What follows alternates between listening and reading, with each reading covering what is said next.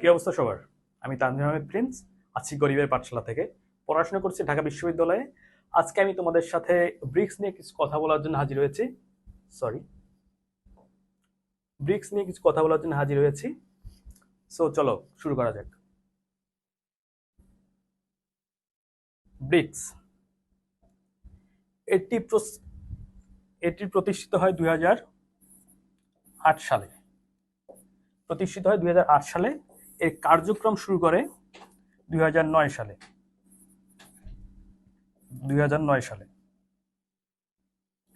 এটি যখন প্রতিষ্ঠিত হয়, এটির প্রথম নাম ছিল ব্রিক। অর্থাৎ ব্রাজিল,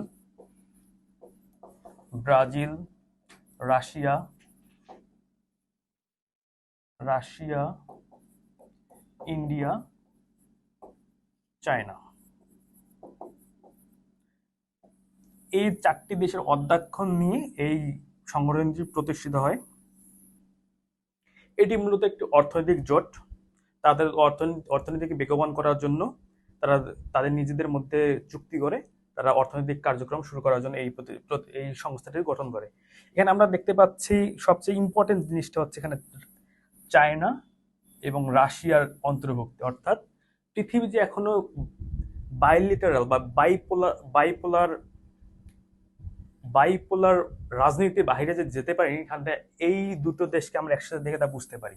রাশিয়া এবং চায়নাকে দিয়ে বুঝতে পারি। আচ্ছা, সেটা নিয়ে একটু পরে কথা বলছি। এরপরে 2010 সালে 2010-এ সাউথ আফ্রিকার অন্তর্ভুক্তির মাধ্যমে সেটি ব্রিক্স সরি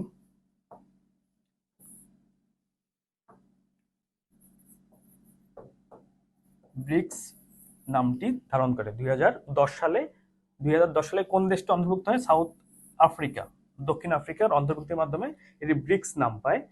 এরপরে 2015 সালে 2015 এসে তারা একটি নতুন ব্যাংক দেয়, সেটি হচ্ছে নিউ ডেভেলপমেন্ট ব্যাংক।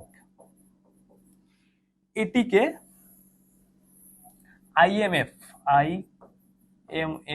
এর সাবস্টিটিউট হিসেবেও ধরা হয়। আইএমএফ কি?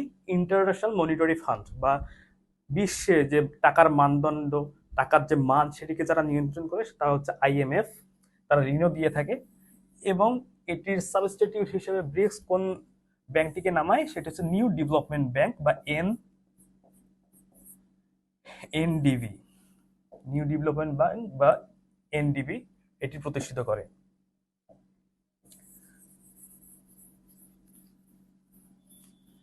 ব্রিক্স তার সর্বশেষ যে সামিটটি হয়, সর্বশেষ সামিটে তারা সদস্য রাষ্ট্র ইনক্লুড করার জন্য প্রস্তাব দেয় এবং সেই প্রস্তাবে 23টি রাষ্ট্র সাড়া দেয়। এর মধ্যে বাংলাদেশও একটি ছিল।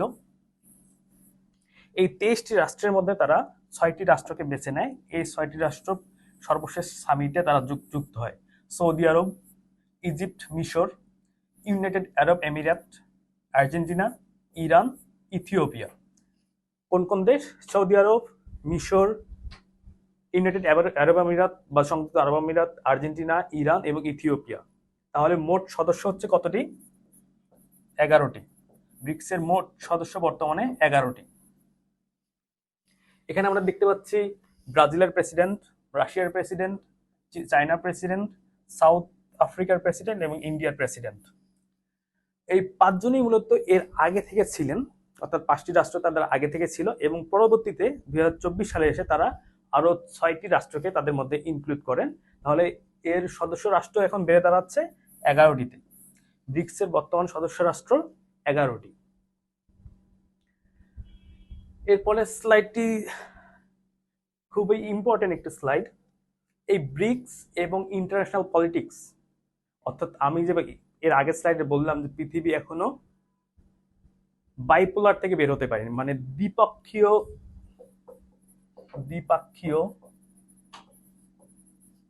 সম্পর্ক থেকে, দ্বিপক্ষীয় যে পোলারাইজেশন, যে দুই পক্ষের যে দুইটি তত্ত্বের, একটি ক্যাপিটালিস্ট ব্লক এবং সোশ্যালিস্ট ব্লক থেকে যে এখনো পুরোপুরি বের হতে পারেনি, সেটা আমরা ব্রিক্সকে দেখলেই বুঝতে পারি।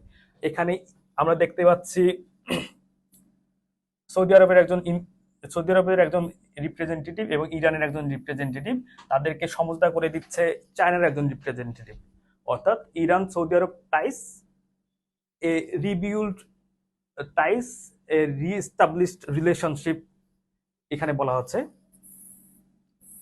অর্থাৎ ইরান এবং সৌদি আরবের মধ্যে যে এতদিন থেকে একটা গন্ডগোল লেগেছিল, এটি চায়নার মেডিয়েশনের মাধ্যমে তারা শেষ করে দিতে পেরেছে। আমরা আগের স্লাইডে দেখতে পাই যে এখানে কে কে আছে, রাশিয়া, চায়না, অর্থাৎ তারা ওয়েস্ট এগেইনস্ট একটা ব্লক, অর্থাৎ রাশিয়া এবং চায়না সোশ্যালিস্ট ব্লক, এবং তাদের সাথে বর্তমানে পলিটিক্যালি খুবই ইনভলভ আছে ইরান এবং বর্তমানে তাদের সাথে সৌদি আরব তাদের সাথে পলিটিক্যাল বা ডিপ্লোম্যাটিক রিলেশন আবার পুনর্স্থাপিত করেছে।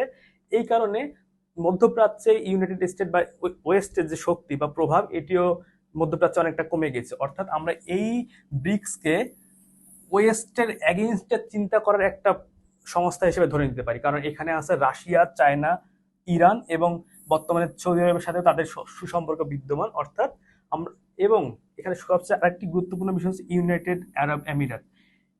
এটিও ইয়েমেন যুদ্ধে 2014 সালে ইয়েমেন ওয়ার, এখানেও সৌদি আরবের জোট হিসেবে ইউনাইটেড আরব এমিরেট ছিল।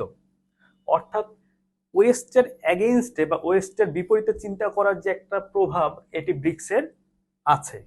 অর্থাৎ আমি এখানে বলতে চাচ্ছি, পৃথিবী এখনো বাইপোলার রাজনীতি থেকে বের হতে পারেনি। এর একটি উৎকৃষ্ট উদাহরণ হচ্ছে BRICS. So that's all for today. তোমার সাথে আবার দেখা হবে ইনশাল্লাহ। ততদিন পর্যন্ত ভালো থাকো। আসসালামু আলাইকুম।